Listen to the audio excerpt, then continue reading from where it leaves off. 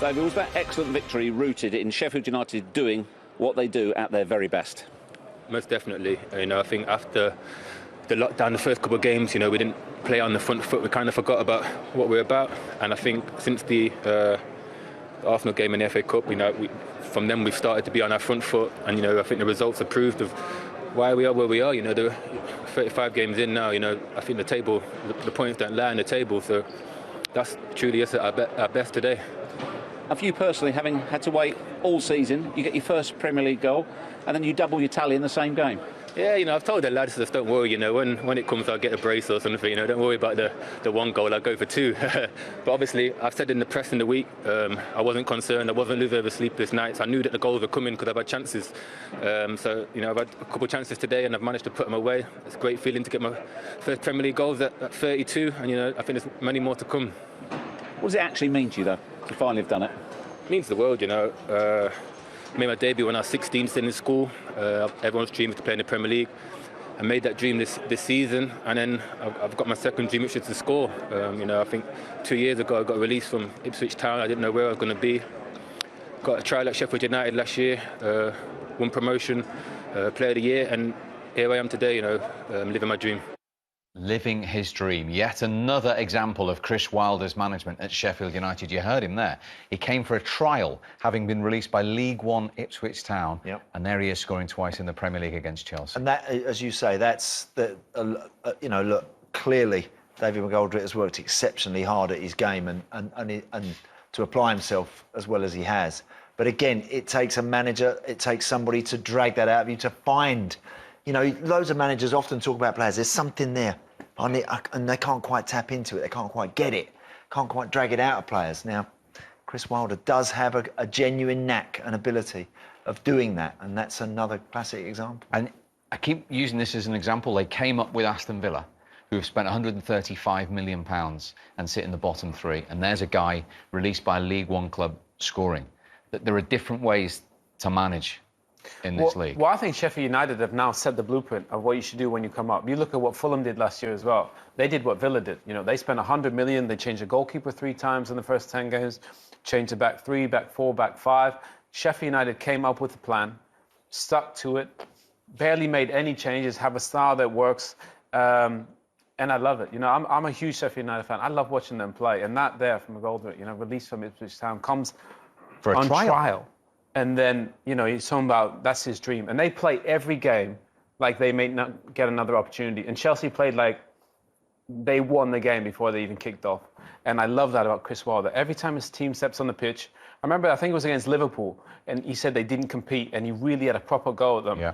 And every time they play, they give you that. And I love that. And to be able to get a result like that and score goals and be clinical and be one of the best teams defensively in the Premier League, that's a blueprint for coming up. Defensively strong, good goalkeeper, and then play your style going forward. Just quickly, Owen, on that as well. I think what would be interesting now, this summer coming, if there's some money available for Chris, how much it is, what sort of level of player he starts pitching himself to potentially go for. That's a good point. As you say, because up to now he's engineered players and he's created a style and a great spirit.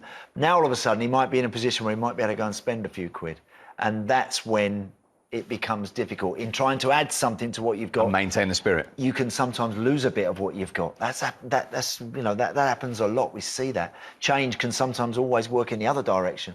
And so he's got a lot to think about, but he's doing an amazing job. He certainly is. And with that first of the 3 goals, we saw how Chelsea helped them today. Yeah, I think Chelsea just... You know, look, Sheffield United do this well. You know, they keep the ball alive, McBurney, and they get bodies in the box. They win that second one there, it's Berger. But look at Baldock, never looks up, stands it up at the back post. They flood the back post always. That's Sheffield United's, boy, you know, they're good at that. And Chelsea just defensively, that goal almost summed it up, really. You know, they were second best, didn't stop the cross. Don't deal with this so in here. But keep an eye on almost summed it up, really. You know, they were second best, didn't stop the cross.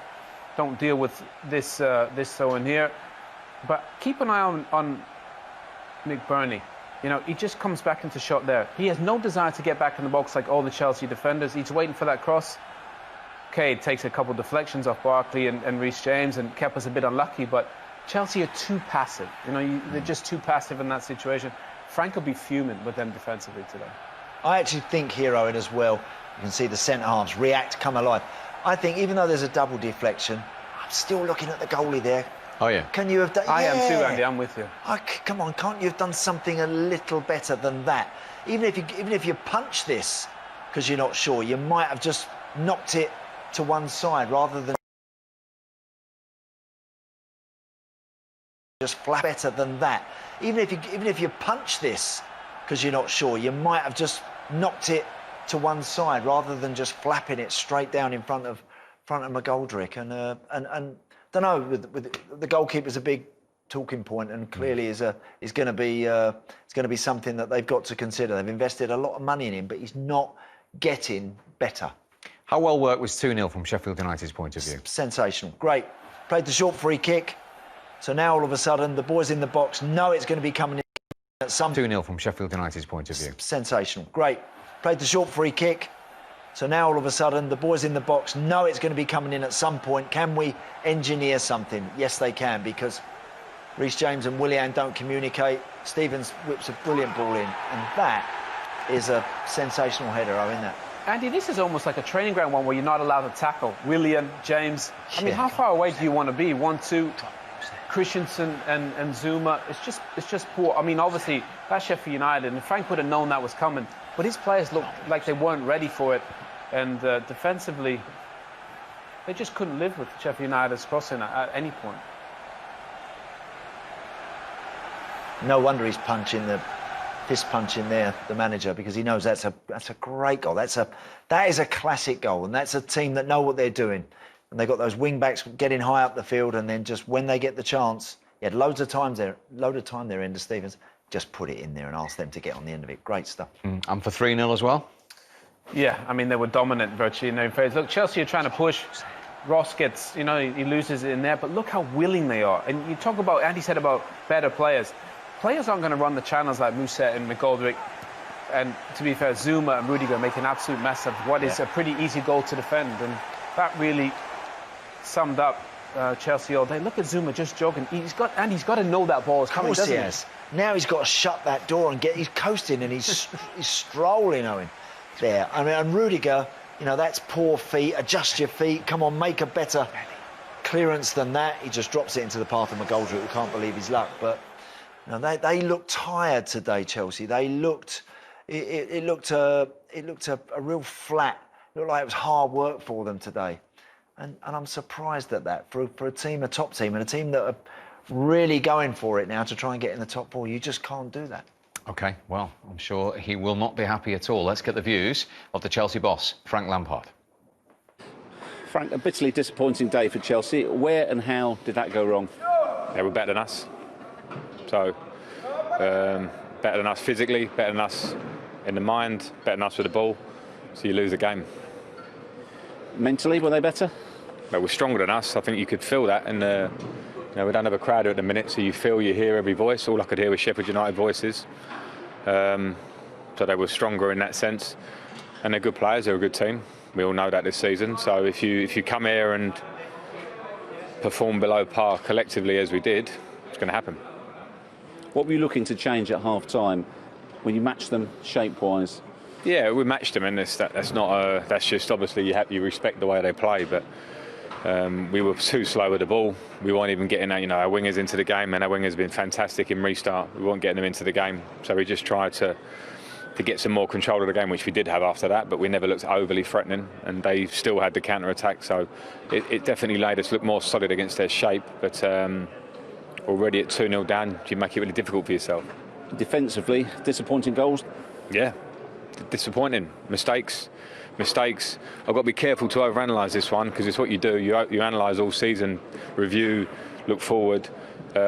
What we have to do now with that game is put that to bed, because the only thing that matters now is that we fight for top four, and that we're still in that race because of how we've been this season.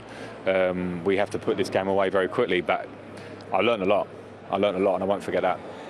Might that not be possible, because next time you kick off, results go against you, you're outside the top four, which is the real damage from today. Yeah, but that's the reality of it. But that's I'm not concerned so much about top four today, and all I do is is sit and watch all the games that you show on TV and consider where we're at and what we want to do, because of course I want to get there, but today I'm concerned about how we performed, and I learned a lot about that. I'm not thinking right now we might be fifth, we might still be third or fourth or whatever. I'm not thinking that. We'll see by the time those teams play and by the time we approach Norwich. And we cannot approach Norwich or Manchester United or Liverpool and Wolves in the same vein as we did today. Frank, thanks for your time. Thank you.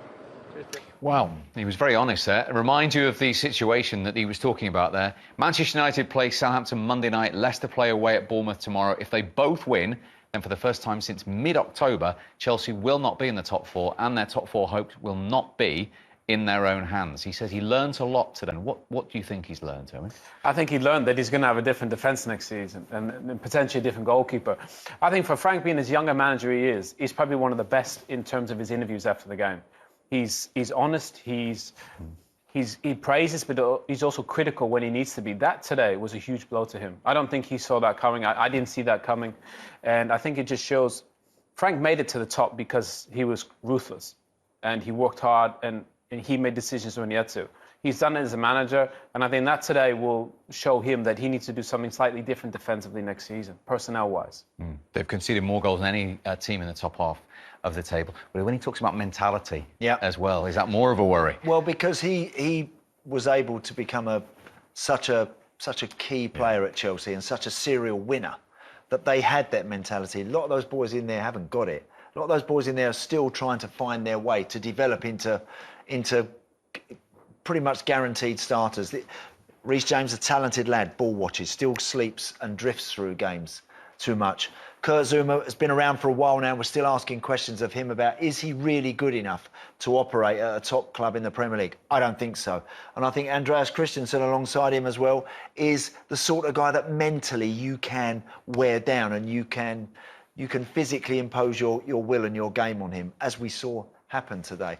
They need, as Owen says, they need to repair that, and then the only way you can do it is by selecting the right people and being brave to go and sort it. They've identified forward players that they've gone and spent a lot of money on already in Werner and Ziyech. Now they need to do the same at the back, because without that, if you haven't got the substance, the spine in your team, really to hang your hat on, you can't win this league. You can't get up there and really be competing for it. Next up, Norwich at home, but then they go to Liverpool, the champions, and Wolves is their final fixture at Chelsea. We've seen how low Frank Lampard is. Let's see how high the Sheffield United boss is. Here's Chris Wilder. Since the opening weekend of this season, the fourth game of our five-game Saturday, four big games to come tomorrow, of course, and Manchester United's one is highly significant as well on Monday. Earlier on, West Ham with all four goals from Mikel Antonio at Carrow Road, condemning Norwich to the Championship. Huge comeback from Watford, 2 penalties from Troy Deeney to beat Newcastle. Liverpool dropping points, the champions, irrelevant, of course, in terms of the table, but more their record chase, 1-1 at home to Burnley. Jay Rodriguez with the equaliser there, and 3-0 Sheffield United at Bramall Lane. Right, at the top of the table then, in terms of the Champions League places, remember, in terms of the top four, we're awaiting Manchester City's verdict on Monday.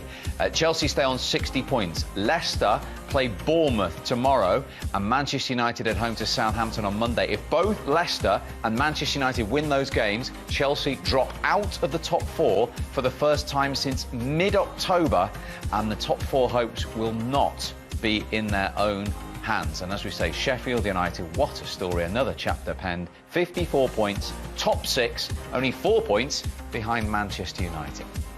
And confirmation at the bottom, Norwich will be playing in the Championship next season, relegated for the 5th time from the Premier League. Huge wins for West Ham and for Watford take them on to 34 points and make Bournemouth and Aston Villa's challenge an even more difficult one.